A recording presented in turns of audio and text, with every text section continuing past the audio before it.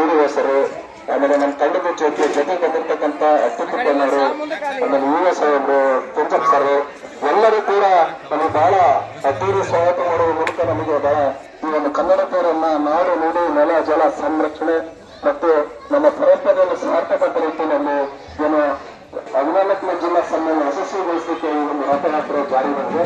ಅದೇ ರೀತಿಯಾಗಿ ಬಹುಮುಖ್ಯವಾಗಿ ಶಾಸಕರ ಮಹತ್ವಾಕಾಂಕ್ಷಿ ಯೋಜನೆ 57 ಎಕರೆ ನೀರು ತುಂಬಿಸುವ ಯೋಜನೆ ಸಿರಿಗೆರೆ ಶ್ರೀಗಳ ಮಾರ್ಗದರ್ಶನದಲ್ಲಿ 57 ಎಕರೆ ತುಂಬಿಸುವ ಯೋಜನೆ ಇದು ಜಲೋತ್ಸವ ಕಾರ್ಯಕ್ರಮ. ಯಾಕಂದ್ರೆ ಯಾವ ಶಾಸಕರು ಕೂಡ ಒಂದು ಕಾನ್ಸೆಪ್ಟ್ ಇರಲಿಲ್ಲ, ಅಂತ ಒಂದು ಕಾನ್ಸೆಪ್ಟ್ ಅನ್ನ ನಮ್ಮ ಶಾಸಕರ ನೇತೃತ್ವದಲ್ಲಿ ದಿನಾಂಕ 13ರಂದು ಏನು ಅರ್ಜುನ್ ಜಿಲ್ಲಾ ಮತ್ತು ಇದು ಸಂಗೀತ ಕನ್ನಡ ಸಂಗೀತ ನೃತ್ಯ ಕಾರ್ಯಕ್ರಮಗಳು ಮತ್ತೆ ಸಾಹಿತ್ಯ ಸಂದರ್ಭಗಳು, ವಿವಿಧ ಗೋಷ್ಠಿಗಳು, ಸಾಹಿತ್ಯ ಕವಿ ಋಷಿ ಋಷಿಮುನಿಗಳು ಈ ಪರಂಪರೆಯ ಸಾರ್ಥಕತೆ ನಿಟ್ಟಿನಲ್ಲಿ ಹಲವು ಕಾರ್ಯಕ್ರಮಗಳು 11 ಮತ್ತು 12 13 ದಿನಗಳ ಕಾಲ ವಿಜೃಂಭಣೆಯಿಂದ ಜಗಳೂರು ತಾಲೂಕಿನಲ್ಲಿ ಕೈಗೊಳ್ಳಲಾಗುವುದು ನಡೆಯಲಿದೆ. ಹಾಗಾಗಿ ತಾವು ಕರೆಯ ಮೂಲಕ ನಾವು ಈ ರಥೋತ್ಸವದ ಮೂಲಕ ನಿವೃತ್ತ ಸಮಾಜಕರಣಾಧಿಕಾರಿಗಳು ಶ್ರಮ ವಹಿಸಿ ಒಂದು ಜವಾಬ್ದಾರಿಯನ್ನು ತಗೊಂಡು ಇಡೀ ತಾಲೂಕಿನ ಸಂಕ್ರಾಮಗಳು ಸಹಚರದಿಂದ ನಾವು ರಥವನ್ನು ತಗೊಂಡೋಗಿ ಎಲ್ಲ ಕರೆಯುವ ಮೂಲಕ ಎಲ್ಲರನ್ನು ಕರೆತರುವಂತ ಜವಾಬ್ದಾರಿಯನ್ನು ವಹಿಸಿದರೆ